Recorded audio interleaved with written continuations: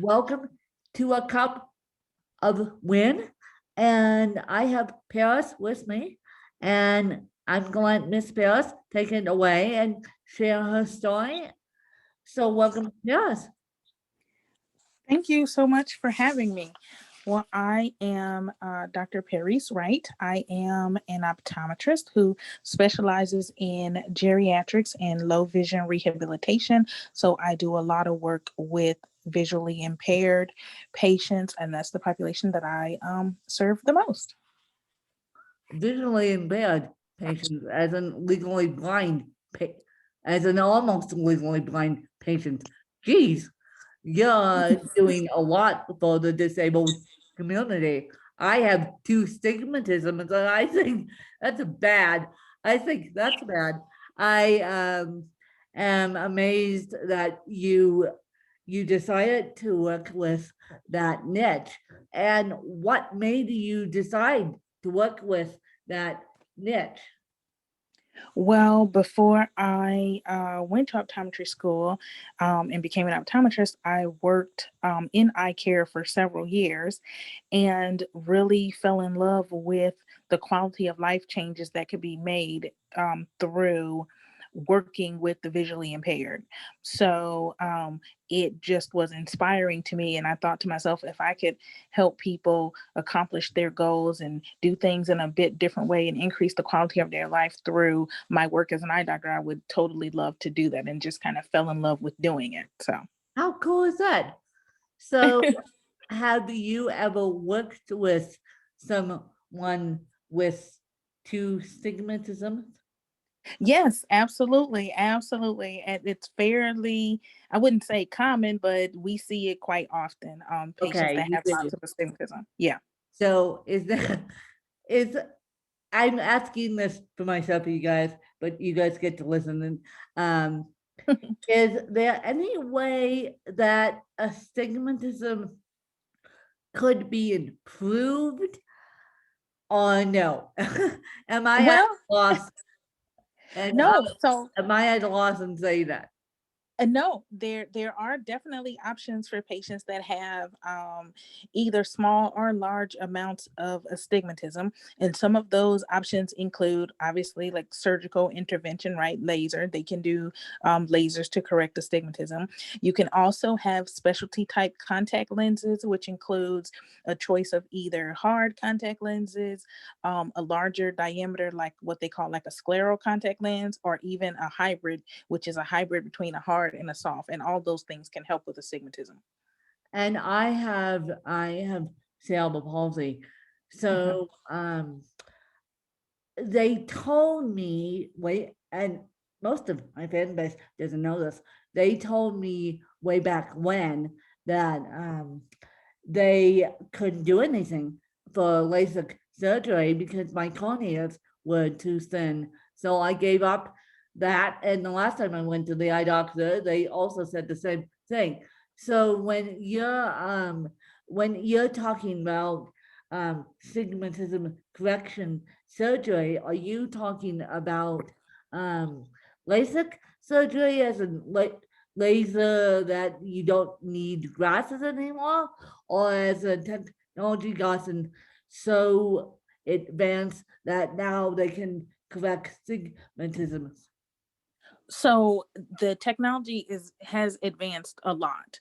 Now there still are minimum requirements for the thickness of the cornea. So some people Yeah. just have very thin corneas, and in that case, they would move to other options. Like you may be a candidate for a hard contact lens or a hybrid contact lens or something like that.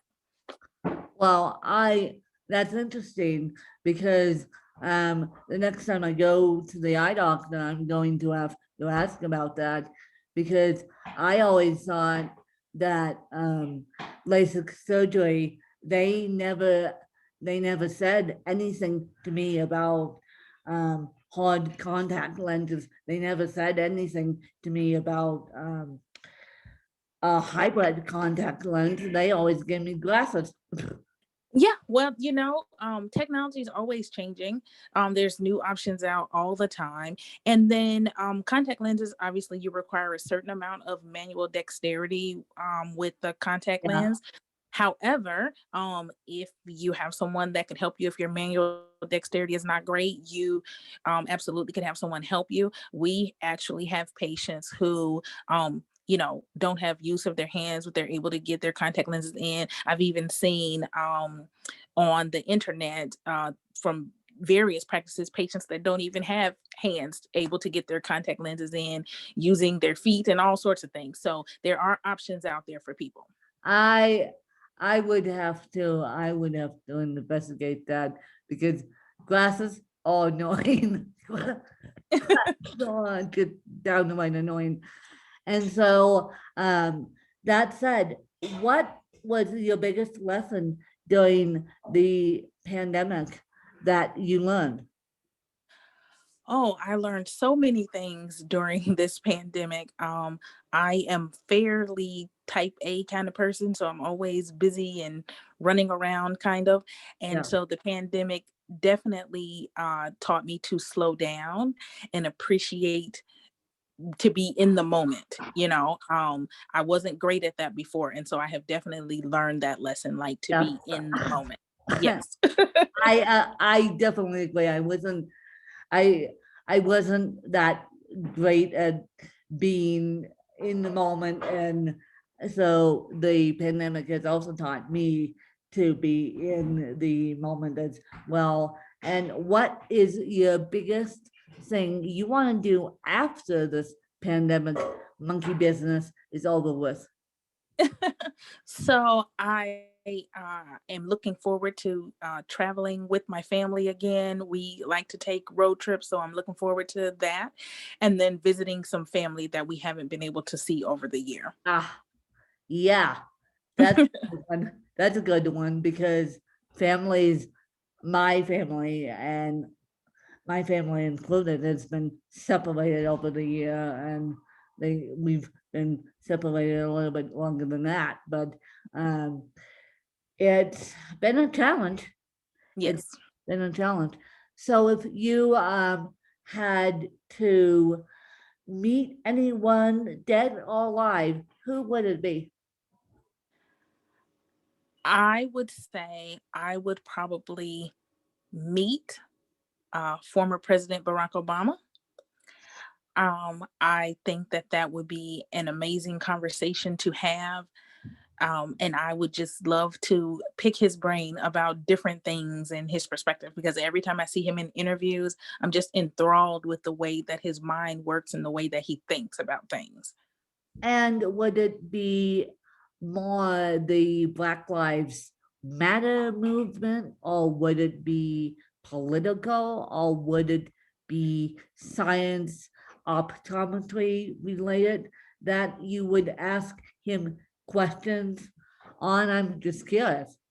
I would ask him more about the addressing of the disparities and inequalities that are happening around the country and the light that has been shown on that recently, not specifically Black Lives Matter, but specifically the work that's being done to level the playing field when it comes to some of the inequalities and disparities that happen. Yes. So I would love to hear his perspective in particular on that. And politics absolutely plays a huge role in that. So I'm sure we would get into that as well. Well, yeah, I think we would. I people notice that I want my dream interview is Michelle Obama because I want to talk to her not about the politics and but about the motherhood and then how Uh-huh. she raised so two beautiful, confident kids in the midst of chaos. Yes. Midst of Yes. chaos. I mean, those kids were put in the spotlight since they were young. And I have a close connection that worked with them before I met my close connection to them. And he goes, they're everyday people. He Uh-huh. he said to me, they're everyday people. And I'm like, well, you can't be an everyday person with security around you. I think it's a little harder. Yeah, it's a little harder. So that's interesting that you say, police, that you would be interested in talking to Barack Obama. And if you had to walk in one person's shoes dead or alive for 2 weeks, who would it be? So for that question, I'm a little bit torn because it would either be Michelle Obama or it would be Oprah Winfrey. Those two people I admire very much. I for some weird reason I knew it. I'm like, she's either gonna go the media mogul or the wife of Barack. I'm like, Yes. okay, because Oprah Winfrey made her way up the media ladder from nothing, Yes. you guys. If you look at Oprah Winfrey's history, and Michelle Obama actually made her way up from nothing too. If you read her book Becoming, you'll Yes. realize that she made her way up to this fabulous spotlight. Both those women made their way up from to the fabulous spotlight from absolutely nothing. So Yes. that's And what I can identify somewhat with that. I am definitely not famous, but I can identify with making something out of limited resources for sure. and for purposes of anonymity, what has been the success in your practice? What has been the success story in your practice Well, you mean regarding patients? regarding patients or regarding your personal life? It Mhm. can be a success story in your personal life too. It doesn't have to be all business related. Well, I think then I give you two things. So I think every day that I'm able to change a patient's life by allowing them to do things that they weren't able to do because they came to see me, and I'm able to show them different devices and provide different resources and interventions. Every day I'm able to touch somebody's life in that way. I feel like that is a success. I think on the personal front, for me, raising happy, healthy children is a success. And also being able to fulfill my goals, and becoming an eye doctor was a dream of mine from 16. And I never strayed from that path. And so I feel like that is a success as well. Wow, raising happy healthy kids in the last year is a huge success. And I applaud all the parents out there, including my stepmom who helped somebody raise me in the Hmm. last year. Raising happy, healthy kids and not have them be depressed too much because of missing their friends and not going to school and all that stuff that came along with the pandemic. But that's a huge success in itself. Absolutely. Absolutely. And so, as we wrap this interview up, number one, where can people find you? Number two, do you have any questions for me? Yes. So people can find me. I'm at Dr. Wright is Right on uh, Twitter, Instagram, Facebook, and then also on Clubhouse at Dr. Wright is Right. And regarding question for you, I actually do. I have two questions for you. So one is of all the people that you have interviewed, who has been your biggest inspiration? Oh, geez. Now you're making me pick my favorite child here. But I would say and this is way back in the archives, I got to interview one of the, well, I actually, and it's actually a choice between two people. One person who was bigger than the other, and I actually got to interview a person that sat on Barack Obama's campaign at one point, and he was fascinating man to interview. We had a nice discussion about politics and a nice discussion about journalists. I also got the privilege of interviewing JJ Virgin. For those of you who don't know JJ, she is one of the top nutritionists in the world. And so Mhm. little old me gets to interview one of the top nutritionists in the world. And that was a honor and a privilege. And that is way back in the archives. But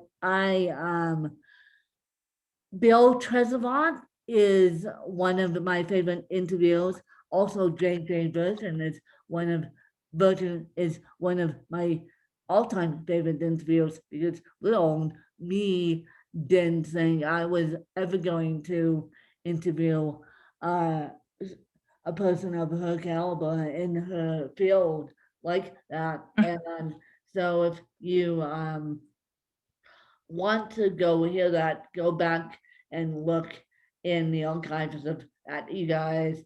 And so those would be two of my very favorite standout interviews. But I'm so blessed to be doing what I'm doing. I'm also blessed that I have the opportunity because of Clubhouse to meet people every single day. Absolutely. Well, thank you for those answers. I'm not familiar with either one of those people, so I absolutely will go back and check those out. And then my second question would be, what is your hope for the legacy of your podcast? Many moons from now, when you're finished, what do you hope people will get from your podcast? That they were educated about disabilities in general, cerebral palsy in general, lung cancer in general, that they were educated, that they took the time to be in the present moment and educate themselves. Awesome. Well, thank you. Well, can I just leave a couple of resources for some Yeah, of maybe your go visually ahead. impaired Yeah, listeners? go ahead. Go Um, ahead. So if you or someone you know is visually impaired and in need of services, there are many services out there, and some resources for some of those patients would be obviously, if you're in the Chicagoland area, then you can look me up and I would be happy for you to come see me. But there are services that are nationwide as well. You can look up Guide Dogs for the Blind, Second Sense organization, and then also Lighthouse for the Blind and Visually Impaired for resources. I've heard of the Lighthouse because they do audiobooks. Yes, so there's So they I've provide a lot of heard services. of Lighthouse. I've heard of guide dogs for the blind because of guide dogs, but I haven't heard of Second Sense. Yeah, Second Sense provides many different kind of services. So they can provide cane training, different types of orientation mobility. They also provide assistance for patients who might need financial assistance with purchasing equipment or devices for the visually impaired, because some of those things can be quite costly. Um, Oh yeah, they yeah. can. Oh So yeah, services like that. I just spent. I've been on telling you how much I spent on a brand new toy that I'm seeing for the first time on Wednesday, and I'm when they told me about it, I'm like, okay, I'll just spend this money on this brand new toy like I need it, like I need it. I have a wheelchair and um have two wheelchairs actually, and I didn't need another one, but they wanted me to get another one. And then they go, by the way, to make this deal even sweeter, we're buying you a brand new handicapped accessible van. I almost Wow. fell over in a dead faint. I'm like, what? You not only buying me a brand new power wheelchair, and not only are they buying me a brand, they bought me a brand new power wheelchair. I'm like, okay, if that's not enough, but and then to add the band and on top of it, I'm like, okay. So yes, I know how expensive these toys on these devices. I shouldn't call them toys, they are devices, but I am super excited to see what the future holds for the disabled, because the more and more the disabled are coming to the forefront because of Mm-hmm. Clubhouse and because of all the other assistive devices that these three organizations that you mentioned, Second Sense, the guide dogs for the blind, and Lighthouse.